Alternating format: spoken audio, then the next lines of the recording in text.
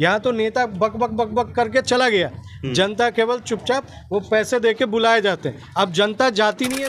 Famous dialogue है, सातों को साथ मारूंगा एक साथ मारूंगा, है ना। तो सातों की सातों सीटें वो एक साथ जीत जाते हैं। तो ये के स्टेशन पर चले जाते, पहले आप 5 सेकंड नहीं खड़ा हो सकते थे। अगर गाड़ी रुकी वहाँ पर तो इतनी बदबू आती थी, जो अब आकर सुबह से शाम तक भी रह जाइएगा तो उतनी बदबू नहीं आएगी।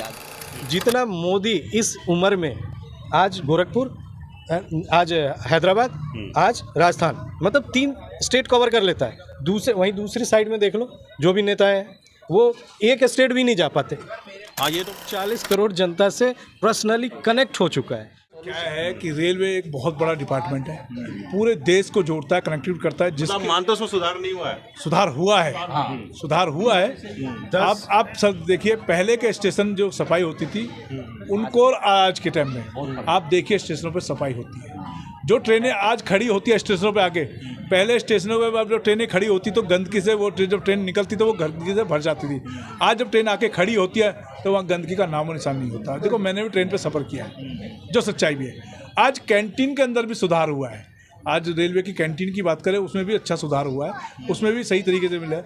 आज लोगों को पहले क्या था कि जो रिजर्वेशन करके जाता था उसकी सीट पे लोग कब्जा कर लेते थे। आज उसमें बहुत सारी कमियां आई है, ख़त्म नहीं हुआ है, कमियां आई है। थोड़ा सा व्यवस्था सुधरने की कोशिश जारी है, धीरे धीरे सुधरता है। जो मैंने बोला, एक पौधा धीरे धीरे बढ़ेगा। अभी पता नहीं जो रेलवे मंत्री है वो किस तरीके से सुधार करना चाहते हैं। ये लालू के समय से सुधार होना शुरू हुआ, जो सच्चाई भी है, उसको नहीं जुटला सकते। अच्छा, मुझे आपने बताया, राजीव नाम बताया आपने। हाँ, राजीव जी, मुझे बताइए कि जैसे रेलवे में भैया ने थोड़ा सा एक्सेप्ट किया कि हाँ कुछ तो सुधार हुआ है। मुझे बताइए इसी तरीके से मूल छोटा छोटा जवाब दीजिए। एक चीज में घुस जा रहे थे, बहुत देर तक समय खराब हो जा रहा है। मुझे बताइए, जैसे छोटा छोटा क्या, रेलवे में, हाईवे में, शिक्षा में, स्वास्थ्य में, और हमारी जो विदेश नीति है उसमें, इन सब चीज़ों को अगर हम पूरा ले लें सिस्टम को, और ऐसा कहते हैं इंटरनल सिक्योरिटी भी मोदी गवर्नमेंट के आने के बाद बहुत इंप्रूव हुई है। जैसे देखा जाता था, बोला जाता है कि जिस सीट पे आप बैठे हो उसके नीचे बम हो सकता है, स्टिकर लगा हुआ है कि लावारिस वस्तु को ना छुएं। और जो दूसरे देशों में जो आतंकवादी थे, ऐसा बोला जा रहा है कि वहाँ पे भी रॉ के द्वारा जाके वहाँ कार्रवाई की जा रही है, उनको मारा जा रहा है। तो इस तरीके से आप मुझे बताइए कि सुधार हुआ है तो क्या हुआ है, और नहीं हुआ है तो वो कौन से मुद्दे सुधार हुआ है। सुधार मैं बताऊं, रेलवे में जैसे हम लोग बिहार से आते हैं यहाँ पर, हम लोग पहले जो आज से 10 साल पहले आते थे तो 2-2 दिन, 2.5 दिन लग जाता था यहाँ दिल्ली आने में। लेकिन आज के डेट में हम जो है ना करीब 12 घंटे में पहुंच जाते हैं। जो अच्छी ट्रेन है 12 घंटे में आ जाते हैं, 15 घंटे में आते हैं, 20 घंटे में आते हैं, लेकिन उससे ज़्यादा नहीं जाता है। इतना टाइम में तो आ ही जाते हैं। कोहरे में, हाँ, कोहरे ठंडियों में लेट हो जाता है, वो तो अलग बात है। तो कुछ नहीं कहा जा सकता, कोहरा आ जाएगा तो उसमें, लेकिन पहले ये चीज़ नहीं थी। दूसरी बात, जैसे अंकल जी ने बोले जो इतना कचरा भरा हुआ रहता है, ऐसा कुछ नहीं है। अब हम लोग जाते हैं, स्लीपर में भी जाते हैं, चाहे एसी भी छोड़ दीजिए, स्लीपर में भी जाते हैं, तो उसमें भी पहले के रिस्पेक्ट में ज़्यादा साफ सुथरा रहता है और उसमें इम्प्रूवमेंट आई है रेलवे में। आप स्टेशन पर, आप मुगल सराय के स्टेशन पर चले जाते, पहले आप 5 सेकंड नहीं खड़ा हो सकते थे। अगर गाड़ी रुकी वहाँ पर तो इतनी बदबू आती थी, जो अब आकर सुबह से शाम तक भी रह जाइएगा तो उतनी बदबू नहीं आएगी। आज के डेट में कम से कम खड़ा रह सकते हैं। तो ऐसा कुछ नहीं है। जो डेडिकेटेड कॉरिडोर बनाया जा रहा है कि मालगाड़ी के लिए डेडिकेटेड कॉरिडोर बनाया जा रहा है, जो इस तरफ भी पैसेंजर चलेगी जाने वाली और इस तरफ आने वाली, और बीच में डेडिकेटेड जो वो बन रही है कॉरिडोर, वो मालगाड़ी की। और वो इस तरीके से बनाई जा रही है कि पहले तो जो मालगाड़ी है वो सिंगल चलेगी, फिर उसके ऊपर डबल ट्रैक डाल के ट्रायल की जाएगी, फिर ट्रिपल, इस तरह की ट्रैक बनाई जा रही है। ठीक है। तो अच्छा, मुझे ये आपने अच्छी बात की। मैंने पढ़ा था कि इलेक्ट्रिफिकेशन जो है रेलवे लाइंस का, वो 80% से ऊपर हो गया है पूरे देश में, जो पहले जो है 50% से नीचे था, मतलब बिजली पे ही चल रही है। अच्छा, मुझे बताइए, विदेश नीति जो है भारत सरकार की, आप मानते हैं पहले से इम्प्रूव हुई है? बहुत ही ज़्यादा इम्प्रूव हुई है, बहुत ही ज़्यादा। मतलब, और ये लोग जो आजकल अडानी पे बात करते हैं, ये जो नीति है, जब हमारे देश की स्थिति खराब हुई थी, जब नरसिंहा राव जी हमारे कंट्री के प्राइम मिनिस्टर बने थे, तो हमारे उस समय के तत्काल वित्त मंत्री हुआ करते थे डॉक्टर मनमोहन सिंह। तो उन्होंने ही ये जो पूंजीपाती वाली नीतियां हैं, आउटसोर्सिंग करना शुरू किया था कि अगर गवर्नमेंट से नहीं सुधर रहा है तो इस चीज़ को अडॉप्ट किया जाए।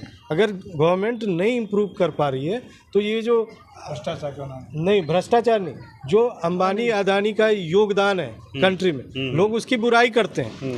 एक तरफ बैठ के ये बुराई करते हैं और दूसरे उसी पार्टी की चीफ मिनिस्टर उस रेड कारपेट बिछा रहे होते हैं। जैसे यहाँ दिल्ली में सुबह राहुल गांधी गाली देंगे अडानी को, तो वहाँ राजस्थान में जब इनकी गहलोत सरकार साहब की सरकार थी तो वो रेड कारपेट बिछाते थे, अदानी साहब आइए मेरे यहाँ निवेश करिए। उसी तरीके से छत्तीसगढ़ में वो थे भूपेश बघेल जी, तो वो भी रेड कारपेट बिछाते थे। उस तरीके से यहाँ रेवंत रेड्डी अभी आए, वो भी रेड कारपेट। क्यों?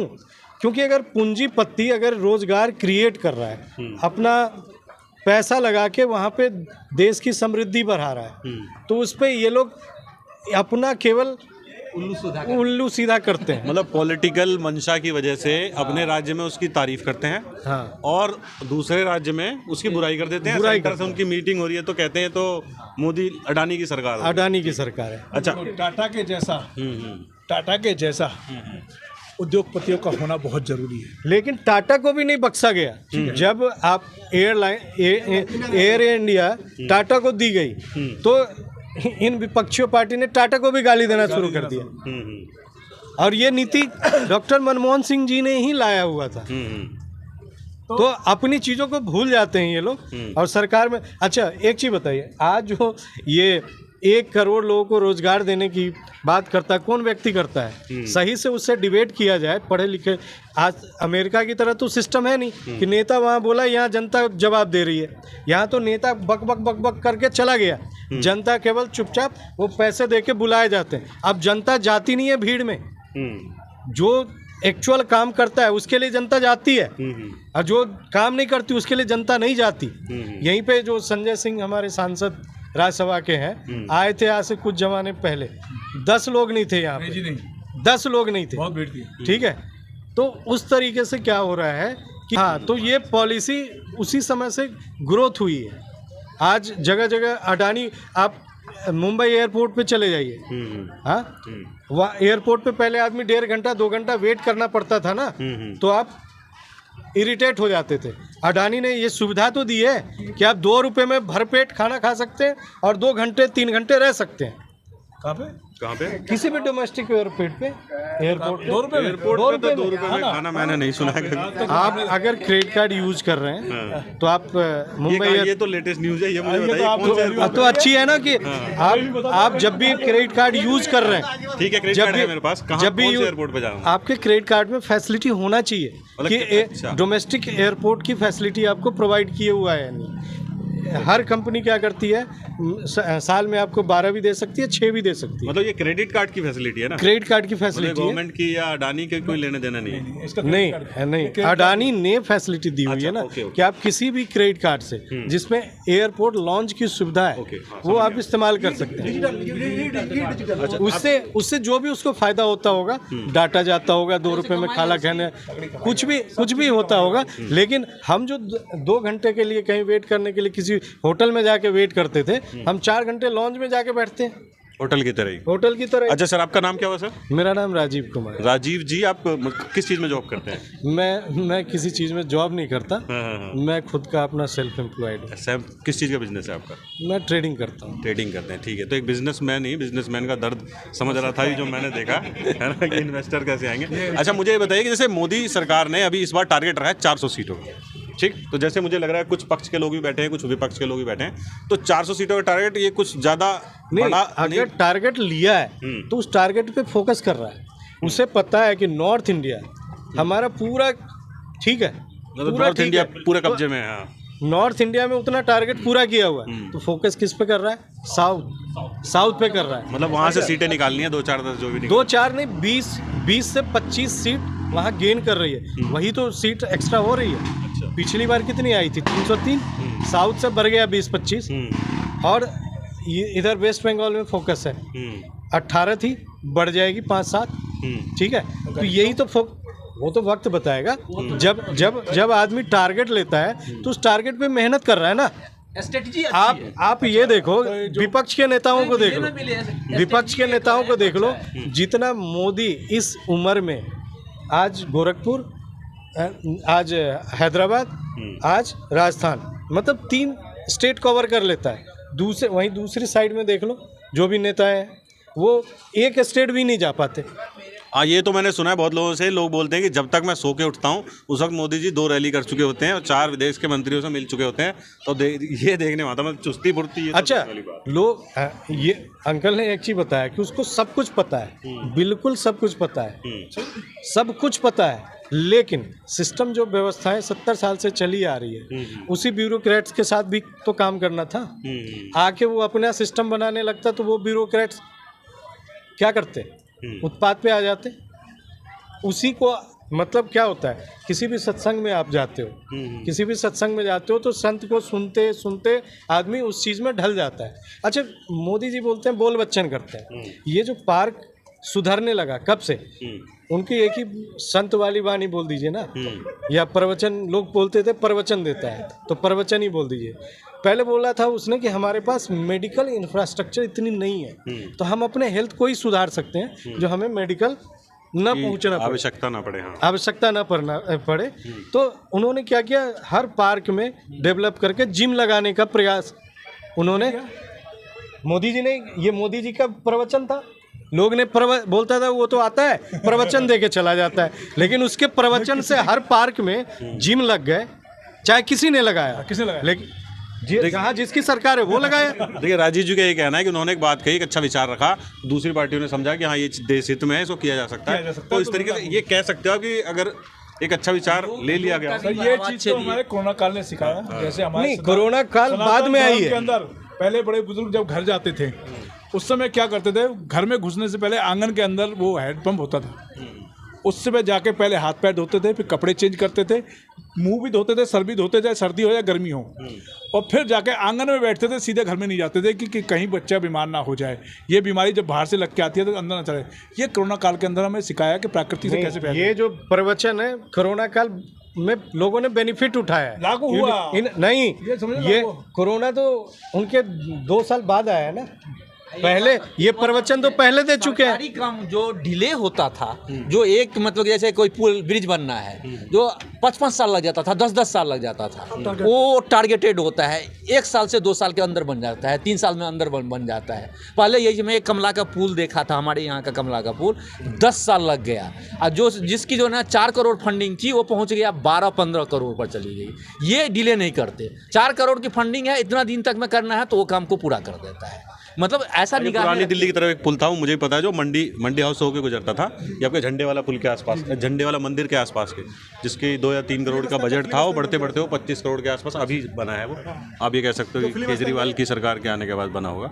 अच्छा, मुझे बताइए, तो आप मुझे ये बताइए, आपसे पूछ लेता हूँ, भैया से पूछ लेता हूँ, मोदी जी के कौन सा सबसे बढ़िया एक काम है, मतलब तो एक सबसे अच्छा काम आप बताइए जिसके बल पे वो बहुत सारे वोट ले रहे हैं। वो इसलिए ले जाते हैं क्योंकि देश में 140 करोड़ सुनते आ रहे हैं, तो 140 करोड़ जनता से पर्सनली कनेक्ट हो चुका है। आपने अभी 2-4 दिन पहले एक छोटी सी चीज़ देखी होगी कि 5-6 गेमर्स थे। मैं यही बात कहने जा रहा था आपसे कि वो हर चीज़ जानता है, वो गेमर्स को अपने पास बुलाता है। उसको ये भी वर्ड यूज़ किया कि लोग तुम्हें ठग भी बोलते हैं, तो वो छोटी से छोटी चीज़ों को नोटिस करते हैं, इसलिए वो हर 140 करोड़ बंदे से कनेक्ट है। अगर देश में उसने 140 करोड़ जनता को बोला थाली बजाओ तो बजाया, देश में बोला उसने हर घर में दिए जलाओ तो जलाया। तो इसलिए नए बच्चे, जो हमारी मानसिकता है, पुराने लोगों की जो मानसिकता है वो बैठी हुई है, वो धीरे धीरे रिमूव हो रही है। अगर यहाँ बैठे आप, आज यूपी में चले जाए आप, जहाँ से वो संजय बालियान खड़े हुए हैं, कौन सी जगह, कौन सी जगह जहाँ से संजय बालियान खड़े हुए हैं, मुरादाबाद क्या? हाँ, मुरादाबाद कुछ ऐसा, मुजफ्फरनगर, ठीक है। तो वहाँ पे जाइए तो आप मुस्लिमों का भी नज़रिया बदला हुआ है। ये मैं नहीं कह रहा हूँ, ये नहीं है ये आप ही लोगों के ज़्यादा ही काम किए जैसे हैं। हम लोग वार्तालाप कर रहे हैं वैसे ही वहाँ वार्तालाप होती है। वैसे तो आप लोग तो मतलब हर जगह जाते हो, आप लोग की तो क्यों परसेंटेज वोट तो बढ़ ही रही है। अगर उस कम्युनिटी में भी देखें तो परसेंटेज वोट बढ़ रही है। क्या महिलाएं वोट करती हैं उसमें से? नहीं, महिलाएं भी जैसे करते हैं, पुरुष भी करते हैं। 3 तलाक का जो चीज हटाई गई है उसकी, महिलाएं भी करते हैं और पुरुष भी करने लगे। क्योंकि अगर महिलाएं ही वोट करें तो आधा तो वैसे ही हो गया समझ। आधा तो है ही, ना? लेकिन आधा में भी उसमें 1/3 ही जो एजुकेटेड महिला है वही कर सकती है, नहीं तो जो एजुकेटेड नहीं है तो घर में जो बोला जाता है वही किया जाता है। ठीक है, तो राजीव जी ने मुझे बताया कि मोदी जी को 400 सीटें जो मिलेंगी या वो सरकार तीसरी बार रिपीट करेगी, वो इसलिए कर सकती है क्योंकि मोदी जी हर एक आदमी से 140 करोड़ जनता जितनी है हमारे देश में, हर एक आदमी से कनेक्ट हो जाते हैं, होने की कोशिश करते हैं जिससे नहीं हो रहे हैं, और नई नई वोट परसेंटेज जो है बढ़ाने के लिए काम करते रहते हैं। जैसे सर ने कहा कि ऑनलाइन गेमर्स को भी बुलाया था प्रधानमंत्री के कार्यालय में, ये मेरी भी नॉलेज में है। और इससे पहले यूट्यूबर्स को बहुत एक उन्होंने क्रिएटर्स अवार्ड एक रखा था प्रगति मैदान में, तो वहाँ पे उनको अवार्ड दिए गए थे, उनसे बातचीत करी गई थी। ये आपने अच्छी चीज़ कही है। तो इसके बाद मैं एक यहाँ पे लगभग 20-25 लोग होंगे, एक बार मैं पूछ लेता हूँ, आप मुझे कैमरामैन से बोलेंगे मुझे फॉलो करना, मैं पूछ लेता हूँ किसकी सरकार बनने वाली 24 में, ठीक है ना। एक शब्द में आप मुझे आंसर देना, ठीक है। चलो भैया से शुरू करता हूँ। 24 में किसकी सरकार? ऑब्वियसली मोदी जी की सरकार बनने वाली है। इंडिया गठबंधन बन सकता है। ठीक है, आप बताइए। इंडिया गठबंधन। इंडिया गठबंधन, आप बताइए। और कोई ऑप्शन है ही नहीं तो मोदी ही है। मोदी जी, आप बताइए। मोदी जी। आप बताइए सर। मोदी जी की सरकार आप बताइए। इंडिया की। इंडिया गठबंधन की सरकार बनी। आप बताइए सर। मोदी की सरकार बनी। आप बताइए भैया। दिख रहे हो क्या? हाँ? मोदी जी की है। मोदी जी सरकार बनी। आप बताइए, वोट है आपकी? नहीं, मेरी नहीं है। चलिए कोई बात नहीं। आप बताइए। ये भैया लगे। मोदी की सरकार बीजेपी। बीजेपी। आप बताइए। लगभग 400 आएगी। लगभग 400। आप बताइए। इस बार 400 पार। आप बताइए। इंडिया गठबंधन। आप बताइए भैया। मोदी जी। मोदी जी सरकार है। तो अब मैं जैसे इतने लोगों से मैंने पूछा तो मैंने ये पाया कि जितने भी लोग हैं एकदम 100 में से 90% हो गया है। टक्कर नहीं जी, आप हाँ? गलत बोल रहे हो। कैसे? अभी यहाँ पे आप देखिएगा, अभी तो यहाँ पे कुछ लोग हैं, आयनगर की बात कर रहा हूँ, 40 यहाँ पे 40,000 वोट है आयनगर के अंदर। 35,000 वोट है, 35,000 वोट है ऑन पेपर, ठीक है। 35,000 में 70% के आसपास यहाँ पे इंडिया गठबंधन आएगा। एक्चुअली जैसे वो कनेक्ट करते हैं ना हर व्यक्ति से, तो इसीलिए यहाँ पे किसी ने कैंडिडेट का नाम नहीं बताया। हर व्यक्ति ने मोदी जी का ही नाम लेगा। मैं मोदी को वोट कर रहा हूँ, कैंडिडेट को कोई इस चीज को इसकी मोदी के नाम पे वोट मांगी जा रही है, ना कि कैंडिडेट के नाम पे वोट। हाँ, उसमें से भी जो कैंडिडेट निखर के आते हैं उसका नाम लिया जाता है। जैसे आपका रेलवे मिनिस्टर हो गया, हाईवे मिनिस्टर हो गया, ये ऐसे मिनिस्टर हैं जो निखर के आते हैं, तो उनका भी नाम लिया जाता है। अच्छा, ये जो यहाँ के कैंडिडेट हैं इस समय, रामवीर सिंह बिधूरी जी, इनका भी जो अभी विधानसभा में देखा गया है, ये काफ़ी एक्टिव रहते हैं। अगर इनको यहाँ भेजा गया है तो बहुत कुछ सोच समझ के भेजा गया होगा। अगर बीजेपी वैसे ही पार्टी होती तो फीडबैक लेने के बाद ही तो प्रत्याशी चेंज किया होगा। जीतता वो भी क्यों, वोट किसके नाम पे दे रहे हैं? मोदी जी के नाम पे। लेकिन काम के साथ साथ रिप्लेसमेंट भी है। भैया आप काम नहीं करोगे तो आपकी जगह नहीं है। अब जो चीज़ पिछले 70 सालों से चलती आ रही है, इतने दिनों से चलती है, उसको 10 साल में सही में रिमूव नहीं किया जा सकता। धीरे धीरे ही अच्छाई निखर के आएगी। अच्छा, आपने नाम बताया, भूल गया आपका नाम। मेरा नाम सुनील लोहिया है। सुनील जी। तो सुनील जी मुझे बताइए, ये चीज़ ये राजीव जी शायद इस वजह से कह रहे होंगे कि विधानसभा का जब चुनाव होता है तो 67 सीटें आपकी आम आदमी पार्टी जीत गई, और जब लोकसभा का चुनाव होता है 7 के 7, है ना, एक बहुत फिल्म का एक फेमस डायलॉग है, 7 को 7 मारूंगा, एक साथ मारूंगा, है ना, तो 7 की 7 सीटें वो एक साथ जीत जाते हैं। तो ये डिफरेंस, शायद यही डिफरेंस है जो सर राजीव जी जिस चीज़ बिल्कुल, ये जनता का, देखो जनता ने जो कहा वो सर्वमान्य होगा, चाहे कोई कुछ भी कहे, चाहे मैं कुछ भी कहूँ, चाहे राजीव कुछ भी कहे। जो जनता बॉक्स में डाल के अपने उंगली का बटन दबा के जो बोल देगी वो सबको मान्य होगा, चाहे कोई कुछ भी कहता रहे। ना कैंडिडेट की बात होगी, ना मोदी जी की बात होगी, ना केजरीवाल की बात होगी, ना सहीराम की बात होगी। बात सिर्फ जनता की होगी, जनता की उंगली की होगी। जनता की उंगली क्या चाहती है, जनता का क्या मन करता है, जनता क्या चाहती है, ये तो अब 25 तारीख के बाद ही पता लगेगा। 25 तारीख के बाद पता चलेगा, ये सुनील जी ने बताया। चलिए इसके साथ ही मैं रिपोर्टिंग आज यहाँ पे क्लोज करता हूँ। थोड़ी देर में देखते हैं, अगर हमारे सारी मेमोरी कार्ड सब हमारे भर गए, एक कैमरा हमारा डेड हो गया। आप लोगों से बात करने में बहुत मज़ा आया और मैं दोबारा आप लोगों के पास जरूर आऊँगा, जो क्योंकि मैंने देखा आप लोग बहुत मतलब पॉलिटिकली बहुत बढ़िया पकड़ है आप लोगों की। मतलब ऐसा लग रहा है कि आप लोगों को डायरेक्ट चैनल पे बुलाया जा सकता है। चलिए सुनील जी बहुत बहुत धन्यवाद, आप लोगों से बात करके बहुत बढ़िया लगा, है ना। ये सारे मोदी भक्त हैं।